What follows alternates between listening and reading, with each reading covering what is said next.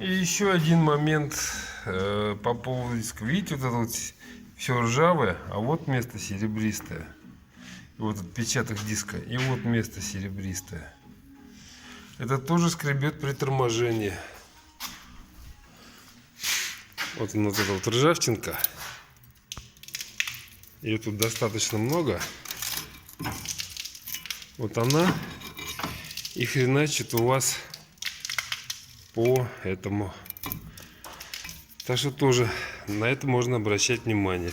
Тут зазорчика хватает, как вы видите, тут большой. И тут большой зазор. Большие зазоры. А вот